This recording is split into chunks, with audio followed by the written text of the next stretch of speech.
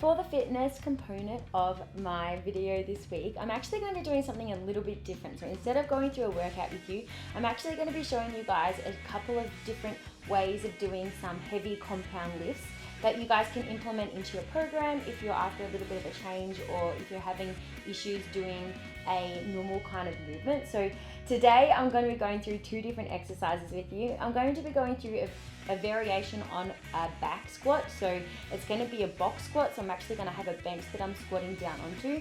And then the second exercise I'm going to go through is a hip thrust with a pulse rather than just the typical hip thrust.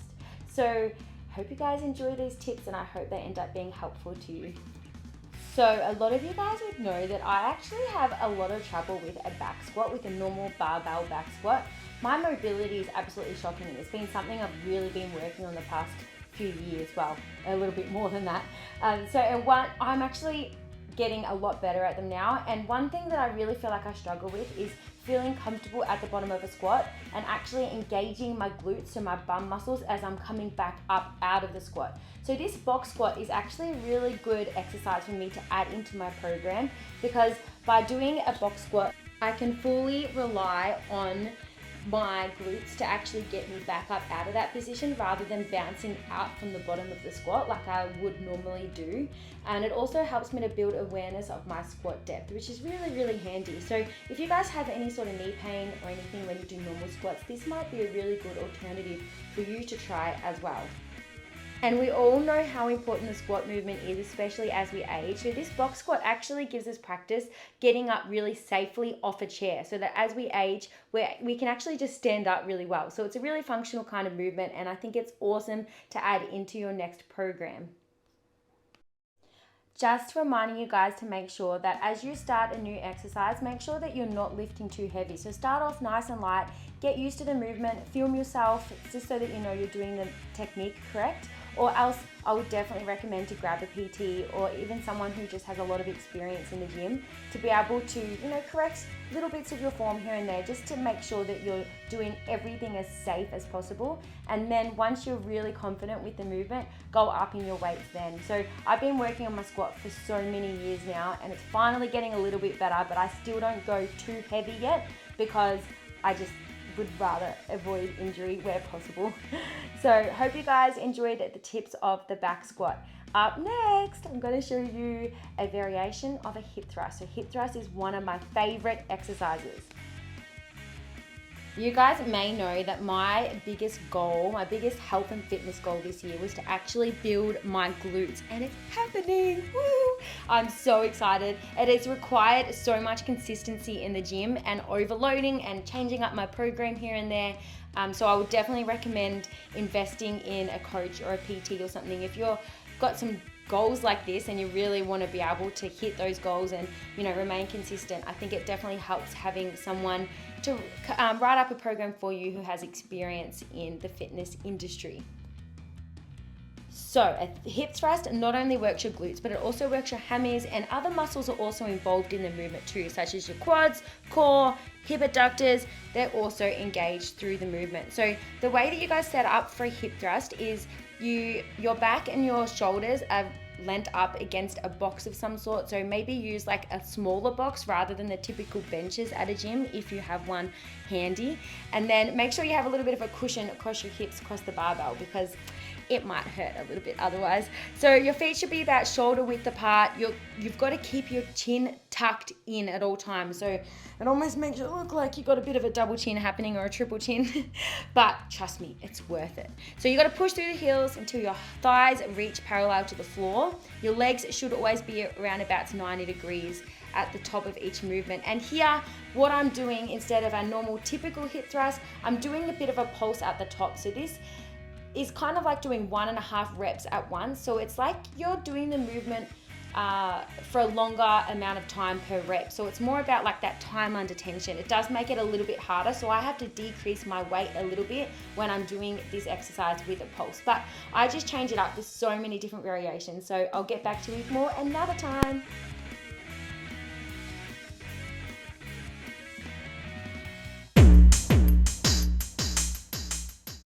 Hey fam, I'm going to show you guys a really cool Meatless Monday hack. If you'd love to have Seriously, me with knives, not a good idea. But if you'd like to have a vegetarian meal like once a week or something, it actually is, I would say it's very beneficial. Just make sure that you're still getting protein in that meal, because I think a lot of the times we think, okay, let's have a vegetarian meal, and then we don't actually try and prioritize. It's really important to try and make sure that you plan your meals wisely, so there's got a good amount of protein, a good amount of carbs, and a good amount of fats, just to, you know, fuel your body the right way. I'm going to be making eggplant parmas, but I'm still going to try and put a little bit of a protein twist to it, because obviously, like, come on, it's a vegetable, there's not much protein in this. Little bit of protein in the eggs and breadcrumbs, but not very much. So I'm actually going to be adding cottage cheese. Seriously, the high protein cottage cheese, it's like the low fat high protein cottage cheese. A lot of the supermarkets have home brand versions, but then there's also the bulla. I am obsessed. I put it on so many things because I'm just like, just protein it up. Why not? It is literally just peel this eggplant. I know it seems kind of weird, but I personally like it better without the skin. I recommend chopping it in about 1 centimeter thick slices. All right, this is going to seem like a really weird step. But so a lot of the times eggplant can taste very bitter. But one way that I've found to remove that bitterness is actually to rub it with some salt before you do anything with it. So after you've cut it up into the little Parma rounds, man, I'm going to have so many of these. I'm probably going to be the only one that eats it. Don't really know if Jordan will eat this. Maybe if I cover it in a lot of ham. funny. All right, rub it up, dub. Man, this is so many. I'm gonna set those ones to the side because they're not very nice shaped. You know, it's all about the aesthetics these days. Things taste nicer when they look. Right, so I've actually got 2 bowls here. So I've got one, it's a couple of eggs mixed with like a little tiny splash of water. The water's optional, it just makes the eggs go a little bit further. And then we've got our panko breadcrumbs. If you need to use gluten-free breadcrumbs, go ahead and do that to make them gluten-free if you need, or else just normal breadcrumbs. I have a whole heap of seasonings in here. So obviously, eggplant on its own doesn't really have much flavor if you think about it, even when it is roasted. So whatever you put in these breadcrumbs is going to be the main flavor that you taste in the eggplant. So it's way better if you put some of your favorite herbs, spices, salt, pepper, etc. Take note, my go-to spices and things like that are always herbamia. I don't know if you've ever tried it before, but herbamia is amazing. It's in a green tub in like the health food aisle in Coles and Woolworths. It's like a herbed salt. I love it. Oh, so good. And then I have pepper, garlic powder, smoked paprika, and some form of dried herb or fresh herb if I'm going to be using fresh. So I added some coriander in this because I love it together. The way that you tell if it's seasoned enough, so I'm the only one that's going to be eating these, so don't judge me right now. But what I'm going to do is actually just like have a little bit of a taste, and that tastes really good. So you just want to make sure that you can really taste those flavors because that's what the eggplant is going to taste like. Alrighty, so literally all we're going to do is first dip it into the egg mixture. I always try and use maybe like 1 hand for the egg mixture and then 1 hand for the breadcrumbs. So I'll sit it in here, and now, man, these eggplant rounds are so big, I almost need another bowl. Man, okay, I'm just gonna have to scoop it up. Note for next time, use a bigger bowl, Raya. Literally just cover it all, and then I'm actually going to air fry these, so you can air fry them, you can oven bake them. They will take around about, I would say maybe 15 minutes in the air fryer, then flip them, and then another 15 minutes in the oven. If you usually use like say 180 to 200 degrees fan forced, I would probably say maybe like 25 minutes, maybe 20 to 25 minutes each side, pretty much just until it's golden. But you want to make sure that the eggplant gets kind of like the texture in the inside. You want it to be like meat-like, if that makes sense. It seems weird. If you've never tried eggplant like roasted, you probably won't believe me. But it has almost like a meat-like texture. It's hard to explain. The eggplant, once they're toasted or cooked in the air fryer, I'm just going to put a little bit of the store-bought pasta sauce on top, and some cottage cheese, a massive dollop of cottage cheese, and then a sprinkle of Parmesan, and then put them back in the air fryer or the oven if you're using the oven for literally around 5 minutes or so until the cheese on top goldens. You know, have it with some steamed veg or some salad, and it'd be amazing. All right, I'm gonna finish these babies off.